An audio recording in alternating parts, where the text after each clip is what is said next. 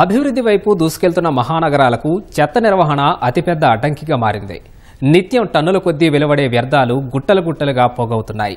ఇందుకు ఉదాహరణే హైదరాబాద్ శివారులోని Jawahar Nagar dumping yard. నగర నలుమూలల నుంచి వచ్చే వ్యర్థాలు చెత్తా చెదారంతో ఆ ప్రాంతం తీవ్ర దుర్గంధమైంది. డంపింగ్ యార్డ్ను ఆనుకుని ఉన్న మల్కాపురం చెరువు పూర్తిగా లీచెట్తో నిండిపోయింది. కాగా లీచెట్ శుద్ధికి నాటి ప్రభుత్వం రామ్కీ సంస్థతో ఒప్పందం కుదుర్చుకుంది. లీచెట్ శుద్ధి ప్రక్రియ కూడా ప్రణాళికాబద్ధంగా జరుగుతోంది. ఫలితంగా శుద్ధమైన నీటిని సమీప చెరువులోకి మళ్లించి సాగుకు, పరిశ్రమలకు, ఇతర అవసరాల కోసం వినియోగించుకుంటున్నారు.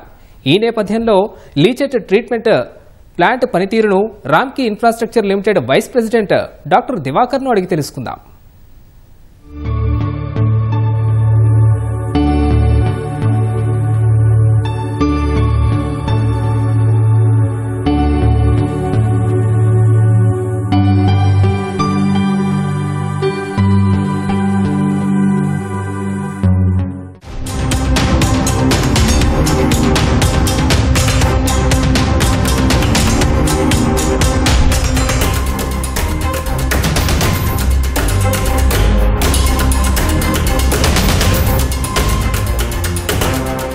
హైదరాబాద్ మహానగరం ఎదుర్కొంటున్నటువంటి సవాళ్లలో అతిపెద్ద సమస్య చెత్త నిర్వహణ.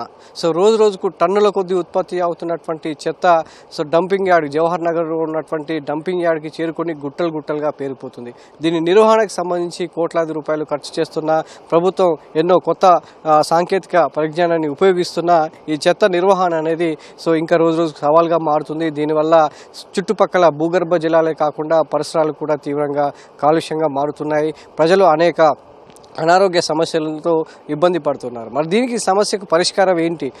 చెత్త వల్ల ఉత్పత్తి అవుతున్నటువంటి ఆ వ్యర్థ జలాలు భూగర్భ జలాలను కలుషితం చేస్తూ చుట్టుపక్కల పరిసరాలన్నింటినీ కూడా ప్రమాదకర పరిస్థితుల్లోకి పడుతున్నాయి. మరి దీనికి సమస్యకు పరిష్కారం చూపిస్తుంది రామ్కీ సంస్థ.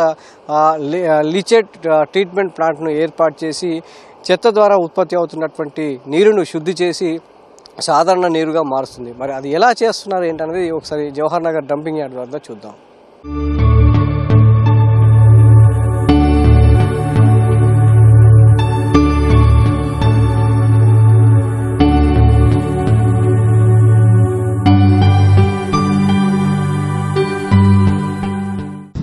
జవహర్ నగర్ డంపింగ్ యార్డ్కి సంబంధించి ప్రధాన సమస్యలో ఉన్నటువంటి ఈ మురుగునీరు శుద్ధి ఏదైతే ఉందో దానికి సంబంధించి రామ్కీ సంస్థ గత 2 ఏళ్లుగా ప్రయత్నాలు చేస్తుంది. లీచెట్ ట్రీట్మెంట్ ప్లాంట్ ద్వారా ఏదైతే చెత్త నుంచి ఉత్పత్తి అవుతున్నటువంటి వ్యర్థాలు అయితే నీరున్నాయో దాన్ని అంతా కూడా శుద్ధి చేసి పక్కన ఉన్నటువంటి చెరువుల్లోకి పంపిస్తుంది. మరి దీనికి సంబంధించి మరిన్ని వివరాలు మనతో పంచుకోవడానికి Ramky infrastructure vice president Diwakar garu మనతో పడుతున్నారు. సార్, ఈ దీనికి సంబంధించి లీచెట్ ట్రీట్మెంట్ ప్లాంట్ అనేది దేశంలోనే అతి పెద్ద ప్రాజెక్ట్గా మీరు టేకప్ చేయడం జరిగింది.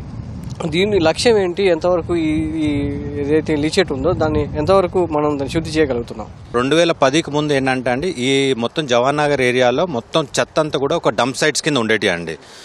ఆ డంపింగ్ అంతా కూడా ఒక సైంటిఫిక్ వేలో జరిగేది కాదు, ఒక డంప్ సైట్స్ కింద ఉండేది. 2010 తర్వాత ఏంటంటే అది సైంటిఫిక్ ల్యాండ్ ఫిల్ కింద కన్వర్ట్ అయిందండి. అంతకుముందు ఏదైతే డంప్ సైట్స్ కింద ఉందో ఆ డంప్ సైట్స్ నుంచి వచ్చే ఇది ఏదైతే వ్యర్థం ఉందో ఈ లిక్విడ్ అంతా కూడా దాంట్లో ఉన్న మాయిశ్చర్ కంటెంట్ వల్ల కానీ, రెయిన్ఫాల్ వర్షాల వల్ల కానీ అదంతా కూడా మొత్తం అంతా వ్యర్థ పదార్థం అంతా బయటకు వచ్చేసి ఈ చుట్టుపక్కల ఉన్న మొత్తం అంతా ఏదైతే వాటర్ బాడీస్ ఉన్నాయో వాటర్ బాడీస్ అన్నింటినీ కంటామినేట్ చేసిందండి. అలాగా దశాబ్దాల వారీగా అదంతా మొత్తం పేరుకుపోయి దగ్గర 10 లక్షల కేల్ లీచెట్ వరకు మొత్తం అంతా పేరుకుపోయి ఉందండి. ఇది ఒక పెద్ద సమస్య కింద అయిందండి. దాంట్లో 2021లో గ్రేటర్ హైదరాబాద్ మున్సిపల్ కార్పొరేషన్ వాళ్ళు ఒక గ్లోబల్ టెండర్ కాల్ఫర్ చేశారండి. మొత్తం దీన్ని ఏంటంటే ఈ మొత్తం పేరుకుపోయిన దాన్ని అంతా కూడా ఒక లెగసీ లీచెట్ అనేవారండి. ఈ లెగసీ లీచెట్ని అంతా కూడా ఏదైతే 9 లక్షల కేల్ ఏదైతే ఉందో ఈ 9 లక్షల కేల్ని మొత్తం అంతా కంప్లీట్గా ట్రీట్మెంట్ చేసి ఫ్రెష్ వాటర్ కింద కన్వర్ట్ చేసి ఆ ఫ్రెష్ వాటర్ని మళ్ళీ మనం చెరువులోకి పంపించాలండి.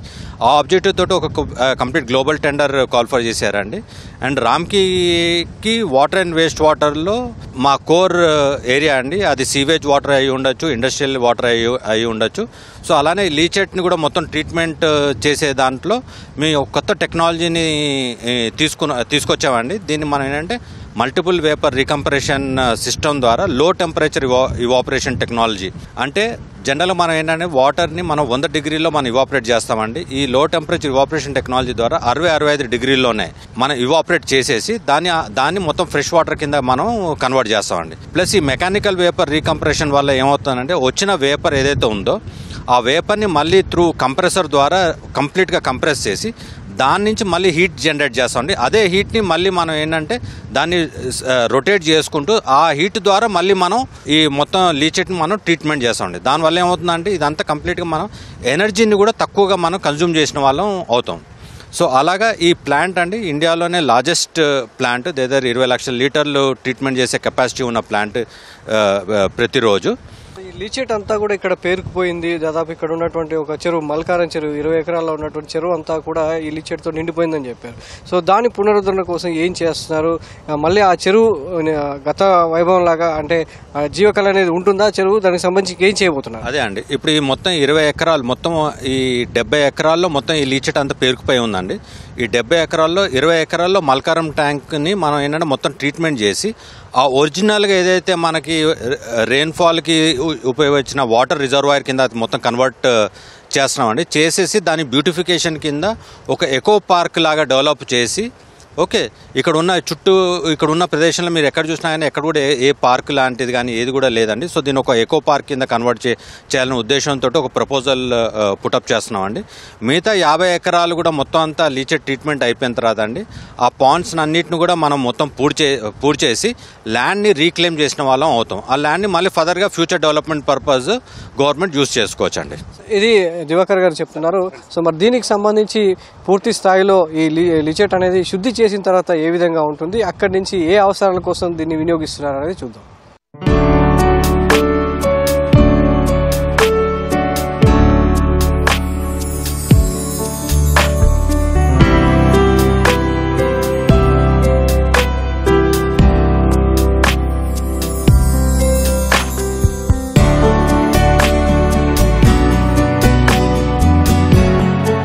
ప్రైమరీ ట్రీట్మెంట్ అయిపోయిన తర్వాత సెకండరీ ట్రీట్మెంట్ అయిపోయిన తర్వాత ఆ సెకండరీ ట్రీట్మెంట్ తర్వాత ఇది ఫైనల్ అండి. ఇప్పుడు మీరు చూస్తే మొత్తం అంతా ఫ్రెష్ వాటర్ కనబడుతుందండి వెనకాల. ఈ ఫ్రెష్ వాటర్ని మనం ఇక్కడ స్టోర్ చేసుకొని దీన్ని మళ్ళీ టెస్ట్ చేస్తామండి. టెస్ట్ చేసి కంప్లీట్గా ఏంటంటే విత్ ఇన్ ది లిమిట్స్ ఉన్న తర్వాతనే దీన్ని మళ్ళీ మనం బయట అక్కడి నుంచి మనకి అవుట్లెట్ ఉందండి. అవుట్లెట్ చెర్యాల లేక్లోకి వెళ్ళిపోతుందండి. అక్కడి నుంచి ఇంకా మన అగ్రికల్చర్ పర్పస్ వాటికి వాడుకుంటున్నారండి జనాలు. సో ఇప్పుడు ఇది మొత్తం ఏంటండి ఈ 24/7 రన్ అవుతున్న ప్లాంట్ అండి. ఫస్ట్ టైం ఏంటంటే స్టార్టింగ్ నుంచి ఎండింగ్కి దగ్గర 3 గంటలు పడుతుందండి మొత్తం ట్రీట్మెంట్ అవ్వడానికి.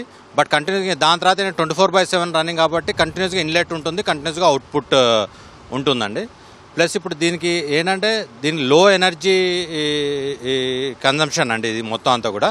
సో ఇప్పుడు మీరు చూస్తే మామూలుగా మొత్తం 20 లక్షల కిలోలీటర్లు 20 లక్షలు డైలీ ట్రీట్ చేస్తున్నామండి. ప్లస్ ఇంతకుముందు చెప్పినట్టు 9 లక్షల కేఎల్ మొత్తం కంప్లీట్ లెగసీ లీచెట్ని మొత్తం మనం ట్రీట్మెంట్ చేసి కంప్లీట్ చేయడానికి ఏదో 250 కోట్లు ఖర్చు అవుతుందండి. శుద్ధి చేసిన నీరును మనం వ్యవసాయం కోసం కూడా వాడుకుంటున్నామని చెప్తున్నాం. సో విడుదల చేసే సమయంలో మళ్ళీ ఎలాంటి పరీక్షలు చేస్తారు? శుద్ధి చేసినటువంటి నీరుని ఎలా ప్రామాణికంగా మీరు పరిగణలోకి తీసుకుంటారు? అదే అండి, ఇప్పుడు ప్రతి స్టేజ్ ట్రీట్మెంట్ అయిపోయిన తర్వాత అండి ప్రతి స్టేజ్ ట్రీట్మెంట్ అయిపోయిన తర్వాత ల్యాబొరేటరీలో మొత్తం దాని అవుట్పుట్ అంతా కూడా టెస్ట్ అవుతుందండి. టెస్ట్ అయిన తర్వాత ఇప్పుడు ఇది ఫైనల్ స్టేజ్ అండి. ఫైనల్ స్టేజ్ ఇక్కడ వచ్చిన తర్వాత కూడా ఇక్కడ కూడా మళ్ళీ ట్రీట్మెంట్ అవుతుంది, టెస్ట్ అవుతుంది. టెస్ట్ అయిన తర్వాత డిస్పోజల్ నామ్స్ బేసికలీ ఇప్పుడు మన ఇది మళ్ళీ వాటర్ బయటకు పంపించాలంటే అండి టీడీఎస్ లిమిట్ 2100 వరకు ఉండాలి. బిఓడి లిమిట్ 30 కన్నా తక్కువ ఉండాలండి. వేరాజ్ ఇవాళ మనం చూస్తే దేదారు టీడీఎస్ 2100 ఉన్నా కానీ మనం దేదారు 200 లిమిట్కి తీసుకొచ్చామండి టీడీఎస్. అలానే బిఓడి దేదారు ఓన్లీ 30 ఉండాల్సిన చోట మనం 6కి తీసుకొచ్చామండి. సో ఇది కంప్లీట్గా ఏంటంటే ఫుల్లీ ఎఫిషియెంట్ ప్లాంట్ అండి in terms of the quality of the output అండి. చూడొచ్చు దానిలో కొన్ని డక్స్ కూడా కనబడుతున్నాయి. సో మరి జలచరాలకి ఎంతవరకు ఈ నీరు అనుకూలంగా ఉంటుంది? ఇప్పుడు దీన్ని అదే అండి, ఇప్పుడు మీరు అందుకే చూస్తున్నారు ఇప్పుడు ఈ డక్స్ ఇవన్నీ తిరుగుతున్నాయి. యాక్చువల్లీ మనకి ఏంటంటే లోపల మన ఏంటంటే అక్వేరియం కూడా ఉందండి. చేపలను కూడా మనం ఇదే నీళ్ళతోటి మనం పెంచుతామండి.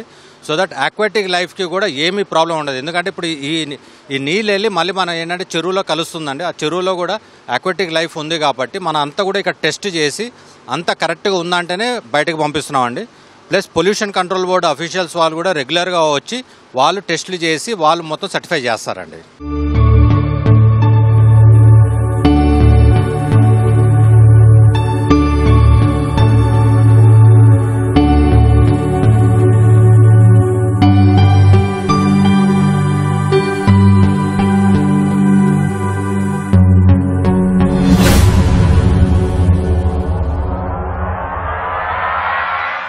చూసారుగా, ఇది హైదరాబాద్ మహానగరంలో సాలిడ్ వేస్ట్ మేనేజ్మెంట్ నుంచి వ్యర్థ జలాలను శుద్ధి చేస్తూ సాగుకు అటు పరిశ్రమలకు అనుగుణంగా ఉండేలా శుద్ధ జలాలుగా మారుస్తున్నారు. దాదాపు 3 గంటల్లోనే ఏదైతే విషతుల్యమైనటువంటి జలాలను శుద్ధి జలాలుగా మారుస్తున్నటువంటి ప్రక్రియ జవహర్ నగర్ వద్ద కొనసాగుతుంది. కెమెరామెన్ కేవీ రావుతో సతీష్, ఈటీవీ న్యూస్, హైదరాబాద్.